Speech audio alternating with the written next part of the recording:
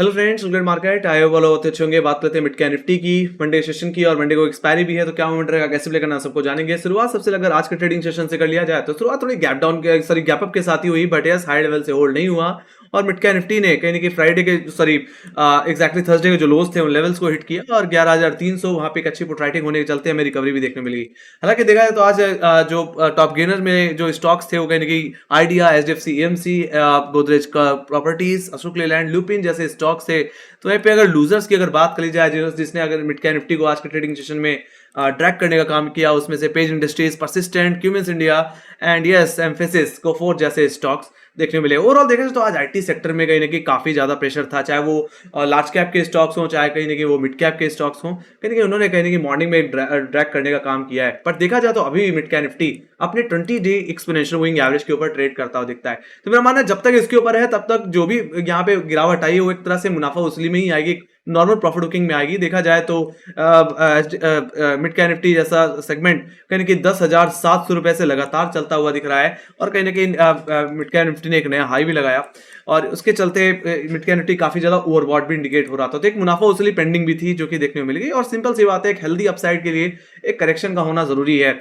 और वही मुझे यहाँ पे होता हुआ दिखा। और आज के ट्रेडिंग सेशन में जिस तरह से मिड कैप निफ्टी ने एक बॉटम क्रिएट किया है, मेरा मानना है एक अच्छी खासी short covering mid cap Nifty में स्टार्ट हो सकती है। सिर्फ जरूरत है तो 11,400 11,425 के ऊपर निकल जाने की। और ये लेवल्स अगर निकल जाते हैं तो मिड कैप निफ्टी वापस 11,550 और कहीं ना कहीं अपने ऑल टाइम हाइज जो कि एग्जैक्टली हमें देखने को मिल गए थे 11,770 के लेवल्स, वो लेवल्स मुझे वापस देखने को मिल सकते हैं। तो यहाँ पे जो मेरा व्यू रहेगा गाइस, वो कहीं ना कहीं यहाँ पे बुलिश ही रहेगा। मेरा मानना है मंडे सेशन में एक फ्लैट से गैप ओपनिंग देखने को मिल सकती है। हालांकि सबसे बड़ा फैक्टर है कहने की इंडिया का जीडीपी नंबर जो कि 7.8% की ग्रोथ इंडिकेट कर रहा है, जो कि एक्सपेक्टेशन से काफी बेहतर है। तो ऐसे इसके चलते कहीं कि इसका रिएक्शन मंडे के सेशन में गैप अप के थ्रू देखने को मिल सकता है ओवरऑल। तो यहाँ पे मैं थोड़ा डिटेल में समझू यहाँ पे रेंज को समझूंगा। तो यहाँ पे जो रेंज मैं देख पा रहा हूँ गाइस, वो 11,400 रुपए से लेकर के 11,300 दिख रही है टिपिकली ऑप्शन चेन के हिसाब से, जिसमें अपर लेवल्स को अगर डिस्कस कर लिया जाए तो 11,400 एक अच्छी खासी क्वालिटी का होल्ड करंट लेवल है और 11,425 मेरे लिए सेकंड हर्डल की तरह काम करेगा, जो कि आज का एक एवरेज हाई भी कह सकते हैं। बाकी हम थर्सडे ट्रेडिंग सेशन में भी सेकंड हाफ पे इसी लेवल पर अटकते हुए दिख रहे थे। तो मेरा मानना है अगर एक बार मिड कैप निफ्टी 11,425 के ऊपर सस्टेन कर जाता है, अगर फ्लैट ओपन हो गई, हालांकि चांसेस तो बहुत कम है, बट मैं यहाँ पे एक फ्लैट ओपनिंग की एक्सपेक्टेशन को भी लेके चल रहा हूँ। तो अगर ऐसा हो जाता है और 11,425 के लेवल अगर होल्ड होते हुए दिख जाते हैं 10-15 मिनट, तो मेरा मानना है फ्रेश खरीदारी करके चलना चाहिए। नीचे 15-20 पॉइंट का स्टॉप लॉस लगाइए और इसको प्ले करिए कि इसके प्राइमरी टारगेट 11,528 के लेवल्स के लिए, जो कि थर्सडे सीरीज का हाई था। बाकी मेरा मानना है अगर 11,500 525 के ऊपर एक डेली क्लोजिंग मिल जाती है तो ये एक रिवर्सल ही होगा। ऐसे सिचुएशन में ये तेजी यानी कि सीधे सीधे मिड कैप निफ्टी को 11,600 और 11,769 की तरफ ले जाएगी, 770 की तरफ ले जाएगी, जो कि कहीं ना कहीं 27 मई के हाई से और इस महीने के सीरीज के लेवल हैं। तो वहां तक का मोमेंटम कहीं ना कहीं यहाँ पे बिल्ड होता हुआ मुझे दिख जाएगा। तो वहीं पे अगर बात की जाए एक गैप अप की, तो सिंपल सी बात है, मेरा मानना है गैप अप जो हो सकता है वो कहीं कि 100 पॉइंट 120 पॉइंट का हो सकता है। एक तरह से मैं सीधे सीधे बोलूं तो कहीं ना कहीं मिड कैप निफ्टी के लिए 11,500 525 रुपए के करीब भी खुलता हुआ दिख सकता है, जो कि थर्सडे का हाई है। अगर ऐसा हो जाए तो मैं तो कहूंगा चेज मत करना, मिड कैप निफ्टी में एक डिप का वेट करना। अगर वो डिप मिल जाती है और फ्राइडे के जो एग्जैक्टली हाईज है उन लेवल्स पे अगर सपोर्ट लेता हुआ दिख जाए तो मेरा मानना है एक बार बाइंग करके चलना चाहिए। गैप अप के सिचुएशन में जो 11,300 पे बैठे जो पुटराइटर्स होंगे वो 11,400 पे शिफ्ट हो जाएंगे और जो 400 पे बैठे कॉलेटर्स होंगे वो 500 के लेवल पे शिफ्ट हो जाएंगे। तो एक तरह से 11,500 11,525 का लेवल, 530 रुपए का लेवल, ये आपके लिए इंटरडे फिर हर्डल बन जाएगा गैप अप के केस में। बाकी बाय ऑन डिप करके ही चलना है गाइस अगर आपको गैप अप देखने को मिल जाए तो। ऑलराइट, बाकी अपसाइड के लेवल्स तो मैंने बता दिए। अब जहां तक बात रही लोअर लेवल्स की, तो 11,300 का लेवल काफी हैवी पुटराइटिंग होल्ड करने वाला लेवल बन गया है और ये मेरे लिए एक बड़ा सपोर्ट रहने वाला है। बाकी सेकंड सपोर्ट 11,280 का लेवल रहेगा, जो कि मिड कैप निफ्टी का 20 डे एक्सपोनेंशियल मूविंग एवरेज है। तो इतना समझ जाओ कि अगर मिड कैप निफ्टी 11,300 11,280 के लेवल का ब्रेकडाउन दे देता है, ये 20 डे का ब्रेकडाउन होगा। और जो हम अभी तक जो नॉर्मल एक करेक्शन की एक्सपेक्टेशन देख रहे थे वो कहने के एक बड़े बेरिश ट्रेंड में बदलती हुई दिखेगी।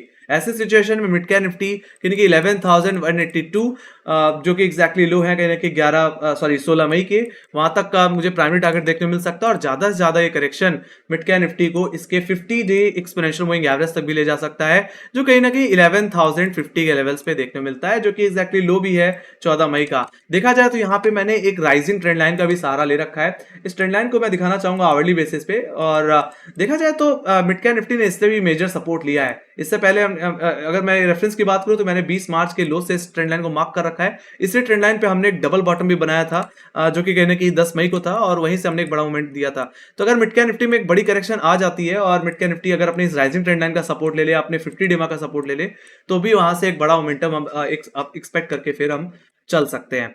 ऑलराइट, तो मैंने अपसाइड और लोअर लेवल्स दोनों को ही यहाँ पे आपको बता दिया है। बाकी यस डेफिनेटली यहाँ पे मैंने एक फॉलोइंग ट्रेंड लाइन का भी यहाँ पे रेफरेंस ले रखा है, जिसका जो कि एग्जैक्टली मिड कैप निफ्टी के ऑल टाइम हाई से है, और इसी ट्रेंड लाइन से हम ऑलमोस्ट बार बार करेक्शन दे रहे हैं। तो एक तरह से ट्रेंड लाइन का ब्रेकआउट और 11,425 के ऊपर निकल जाना भी एक अच्छा खासा इंडिकेशन होगा अपसाइड को प्ले करने के लिए। तो मेरा मानना है एक बड़ा मूव कहीं कि 11,425 के ऊपर या 11,280 के नीचे देखने को मिल सकता है। देखा जाए ऑप्शन डेटा के हिसाब से तो मिड कैप निफ्टी अपने 10 और 20 डेमा के बीच में ही ट्रेड कर रहा है, तो किसी भी तरफ का ब्रेकआउट या ब्रेकडाउन एक बड़ा मूव आपको दिला सकता है, एक बड़ा पैसा बना के दे सकता है।